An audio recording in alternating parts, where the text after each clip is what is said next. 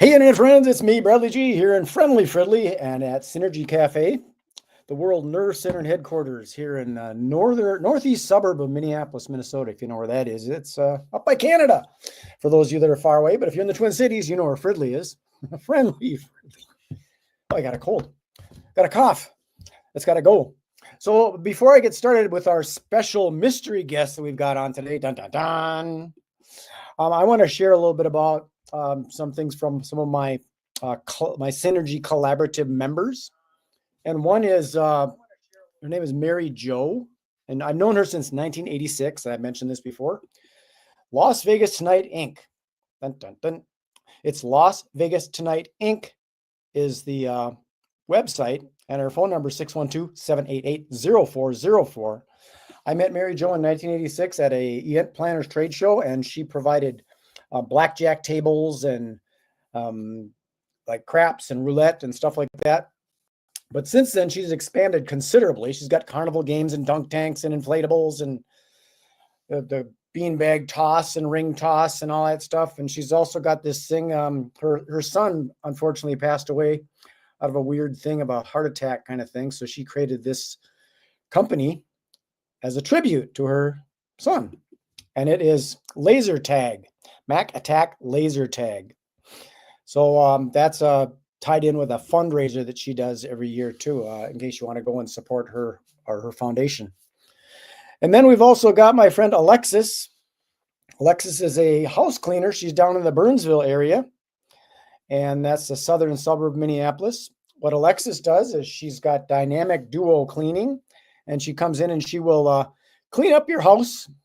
Let me get a little thing right here. Dynamic duo dot cleaning right there. She comes in and she'll clean your house all up for if you're going to have a family party or a Super Bowl party or a card party.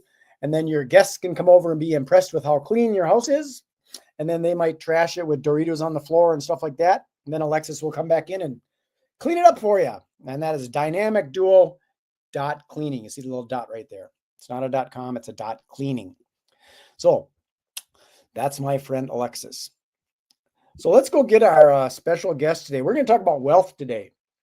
He's got some knowledge in the financial world, and I've got 67 years experience in finances. I've been spending money all my life since I was a little kid. So let's go get him. His name is Sean Hurdle. Where are you, Sean? Hi. I'm here. In true Synergy Cafe fashion. I have my mug here. It says tea, coffee, or me. And today you chose me, so I'm super happy about that. Yay. Very good. Yeah, you got to have something. Mine's just water. I'm taking a little coffee break, so I just got water. But the mug is good. Same with me. I'm taking a coffee break. This is chamomile tea, so I can just be chill. Oh, you might fall asleep on us. Hopefully I won't fall asleep this early, but it's 9 a.m. here, our time in the Central. But I have a little bit of honey too, so maybe that'll give me a little bit of a surge as well.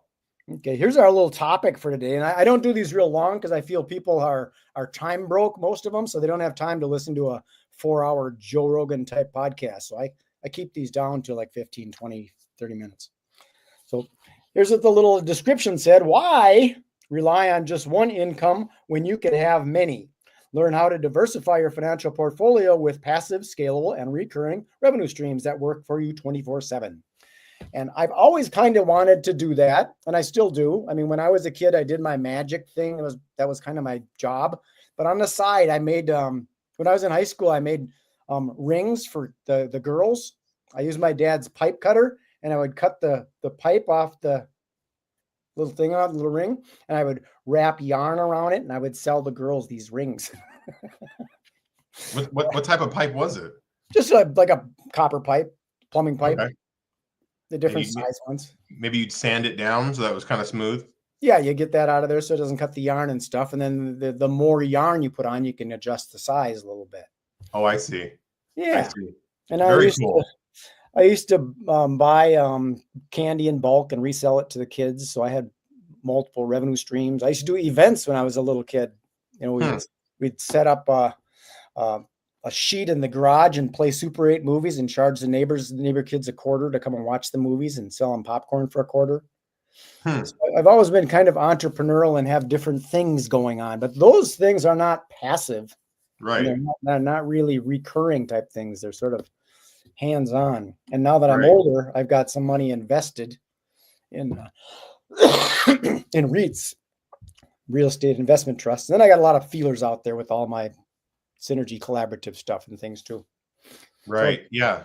I like what you said there because, even if I was like right now, I'm self-employed with one of my streams of income. I'm self-employed in that stream. And so if I don't show up or if I don't do work to get clients, then I'm not making money. So it's definitely not passive. And so I like one thing we like to collaborate on at the Synergy Collaborative is having these streams that are more automatic, right? is the thing that you do with your life insurance and stuff, is that somewhat recurring? Does that provide a residual type of income? The only way that I get a residual income would be, well, there's a couple of ways. Would be if I help somebody. I mean, every insurance agent in the country gets a little bit of residual income for every policy they place, right? It's a little bit. Once you have your securities licensure and you do 401ks or different types of investments, maybe you have assets under management, that'll give you a residual income as well. And lastly, if you're somebody who's at a broker level, in whatever industry you're in, whether it's a financial advisor, an insurance agent, if you have your own office, your own team, it's Right. possible to get some residual income that way as well. Yeah, and that's more retention and recruiting and retention kind of model where you got Right. people on your E- team and train them and keep them there.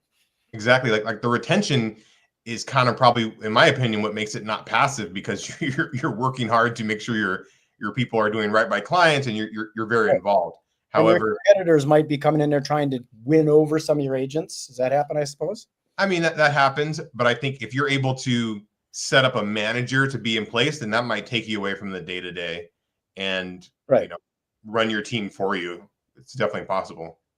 Well, I've never had employees myself, and I've always been because people are variables, and you might have a manager that's your best friend, and you really trust them, and then all of a sudden an opportunity might come in. You might start thinking, I wonder if Sean would know about this.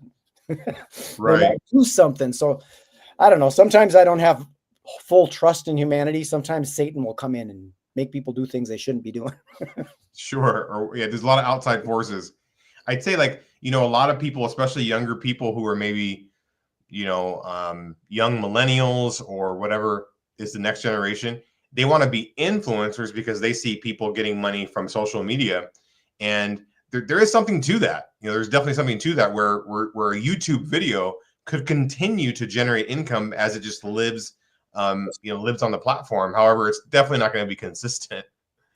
No, you never know when it's going to be, covered up by somebody else's better video, or if there's a trend where everybody's talking about, everybody's talking Bitcoin, it's all Bitcoin.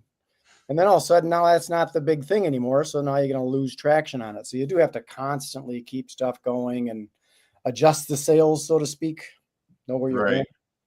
Right.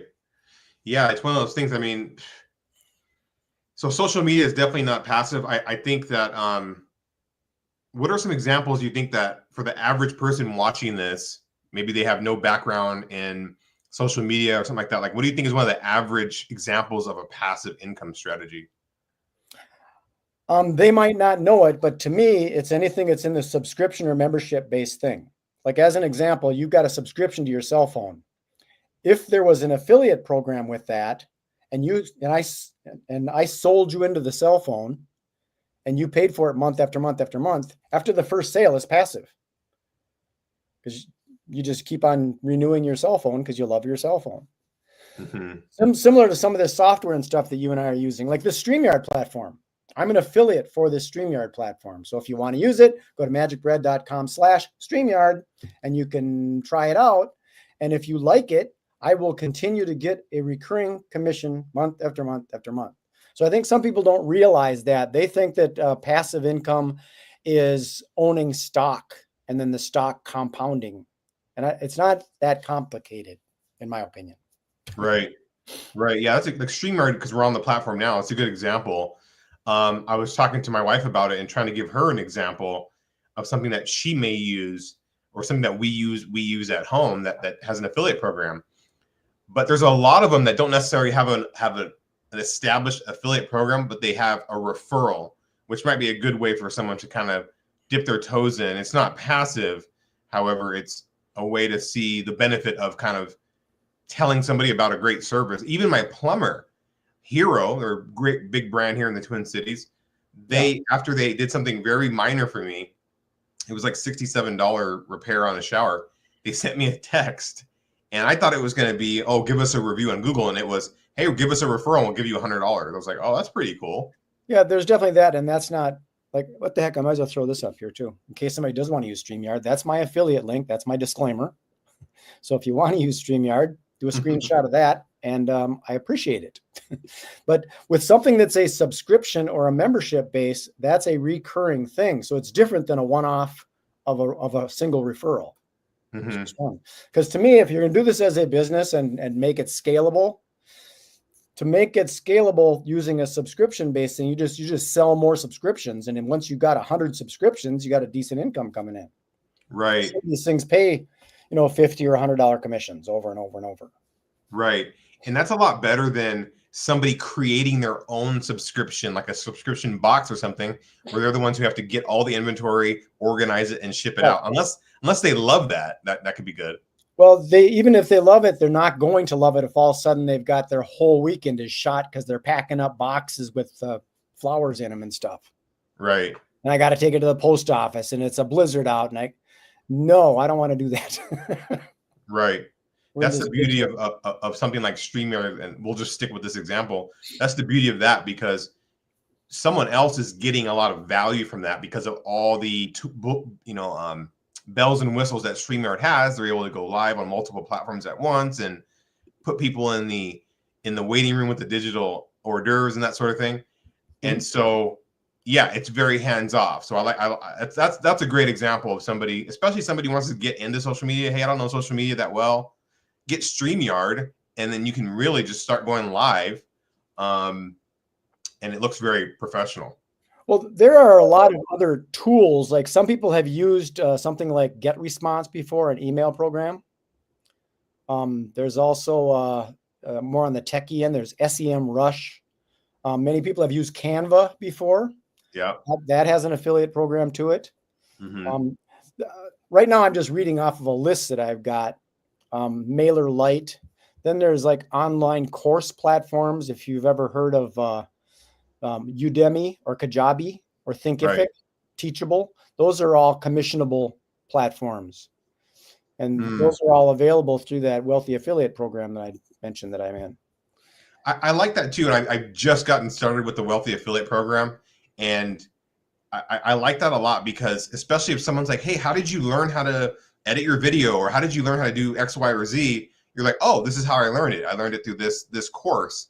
And then that's a great way to spread any affiliate deal you have, is do something that's like tangible like that.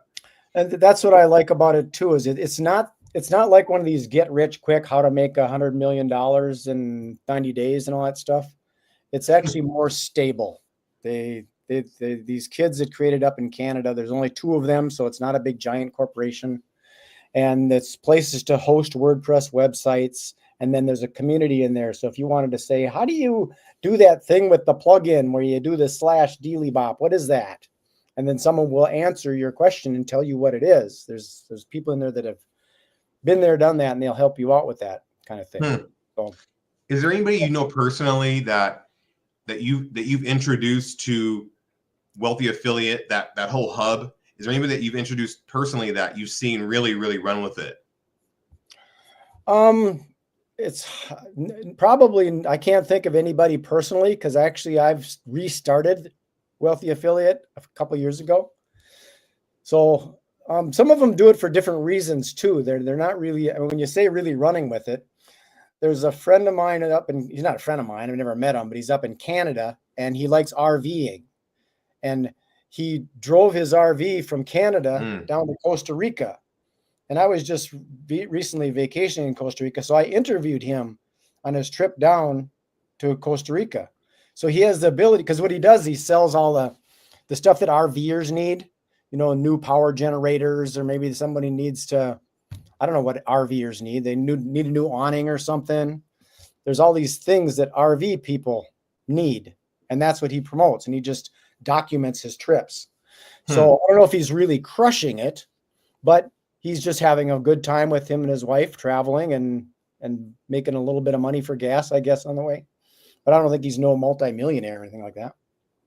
Yeah, but I like that example because somebody has taken, it's not even their hobby, it's their way of life. And then they've been able to, without buying products and selling them, they've been able to use that affiliate model to connect people to products that they could use as well. Mm-hmm. And yeah, that's a great example. I've got another friend that he's down in Louisiana, and he loves playing rock guitar, but he's not looking to do gigs. He likes doing them once in a while, and he doesn't really want to teach a class. He just wants to share some of the stuff that he's learned, and he just shares it with people. And then on the side, he's got a little place for the guitars and guitar picks and guitar straps, and those get sold kind of passively. He just does a little video doing all this stuff, and people get to his website. His website's called String Shock, and his name is Steve. And I told him, you got to get a new domain name, Steve. String Shock Steve is what you got to get. StringShockSteve.com. So he got that, and he's going to create a brand around himself because he just loves playing the guitar, but he doesn't want to teach lessons, and he doesn't want to hit the road gigging or anything. He likes to play. Yeah. I think, one thing that I've always wanted to sell since I was a kid was probably like t-shirts. Mm-hmm. And I know it's competitive, but I think it's kind of fun to be able, and I think there's a lot more tools now where somebody can, again, without buying them and printing them themselves, they could design them and get them shipped to customers. And that's something that someone could do in this type of model as well, right? I would like to talk to you about that because I wanted to do the exact same thing of finding a specific niche. And it is competitive, but it's not competitive if you find a micro niche. Right. So if, say, for example, someone's a dog lover and the type of dogs they love are Yorkies, they buy Yorkie everything. So if you started a little thing, my Yorkie is the bomb or something like that or whatever, they would buy these Yorkie t-shirts. And talking about doing it print on demand, you don't need to fold it up and send it out in the mail. They send it to the customer. So all you got to do is just provide the link. And I thought about doing that for magicians. Magicians are going to wear all sorts of magic t-shirts, the world's greatest me, or whatever. So whatever niche you want to get in with your shopping niche, if there's other people that like shopping, do you just do grocery shopping with your videos, or are you just shopping in general?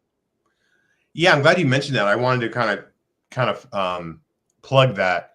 So I started shopping with Sean. Just give it up to you again. Thank you so much for being just willing to jump in, do the video with no notice at all. That was the first episode I've done where I was actually trying to interview somebody in the store. I've thought about branching out to other cool places that aren't just food related, and I'm open to that. Like, for example, I heard about this place there's a place called Sky Club Bargain in St. Paul, just near the U of M campus. But there's also a place in Shakopee that I haven't been to yet that they have a lot of really good deals as well. So there's a lot to do outside of food as also. Mm-hmm. And I know that we got a lot of messages after that video posted. Shopping with Sean featuring Magic Brad, another plug. We got a lot of people like, hey, go here, go to Axeman, go here. Right. And so I just like the idea of a podcast where you're kind of moving and doing something. And so I thought about doing one called Walking with Sean, or just walking around the lake. And that was another piece of feedback. Well, the thing is with the shopping is you have to go into a shop, and that shop owner, rather than you're not pestering anybody, you're actually bringing traffic to that store. They will love you to be able to do that. If they're having a hard time, hey, Sean, would you come in and drive some traffic in, or I want to sell more hot dogs. Right. So, you could do that. Or if it's belt buckles, or if there's a store that sells fishing tackle, or any kind of store, any retail store, I would think they would really like that, and they would invite you in, and you just go in there and ask them questions. I don't even know nothing about fishing, but what's this red and white thing with all these hooks on it? What is that called? Oh, that's called a Basserino. Right. You know a little bit about fishing. A little bit. Yeah, you're totally right. And I had thought about a lot of different ideas to bring traffic into stores. Mm-hmm. Like I had this app idea years ago, and that was part of it because we knew that retail was going to get hit hard, what, 15 years ago, and it's really, really hit now. You know, the last Minnesota Staples, which was my favorite place to go for some of my print needs and whatnot, they just closed. And so, yeah, you're totally right. People would want. And I thought about another idea, Brad, where I would do. There's a local print company. They're a franchise, Minuteman Press Uptown. Beautiful facility. I mean, they can print on anything. It's amazing. So I really wanted to support them. I know the owner and some of the people who work there, and so I sent the marketing person a video. I said, "Hey, we should do this." And it's this guy. He goes viral. He pranks cashiers at stores by wearing a picture of them on his shirt. And so he goes in, he just buys something, and then eventually they're like, "Hey, where'd you get that shirt?" And there's mixed reactions to it, but he'll just try to steal a picture of them from their Facebook or whatever. But I thought, hey, I could do that and then just and just put it in local Facebook groups, or they can pay for ads on Nextdoor, whatever they want. And on the back of the shirt could be their name, or their name and whatnot. And he's actually entertaining the idea. And so for me, it would just be a way to support them. I want to serve businesses as much as I can. Well, I think that's an honorable thing for sure. And so we'll see how serious they are. But now that I see the idea, it's in my mind. I'm like, I got to find a business that wants me to do this somewhere. Well, our friend Darren Delaney did a little comment here. Big money in t-shirts, he says. You could follow the current events and find something to go viral. It's true. Right. Yeah, I think Darren would know. It's on that note, I met somebody. I can't think of his name. But anyway, I went to a networking event. He was the best dressed person there. I was like, I got to talk to this guy. And I was talking to him, and he sells t-shirts. It was just kind of funny. It was like ironic that the guy wearing the 3-piece suit like sells t-shirts. But he's telling me his story, Brad. He goes to DC and he sells t-shirts in front of the White House, and dude's making like $5,000 a day selling t-shirts. And it was just a phenomenal story to hear about his business and how successful he is. And some of that stuff can go more passive too. I mean, if he ends up, having these popular t-shirts, he makes $5,000 in the day. What if we've got a camera set up selling the shirts, and it's got a little QR code or a domain to go to buy the shirts if you're not there. So now you're live streaming, and then people start buying them from all over the place. Right. He's definitely like that idea right there. I mean, you're losing sales if you're not doing that. Right. I know it would take, your battery charger, your phone, but it would definitely be worth it. And I think you got your phone in your pocket, just bring a tripod with you. Right. I mean, another way to think about it would be to make it truly passive could be, you set up a domain that connects to print on demand.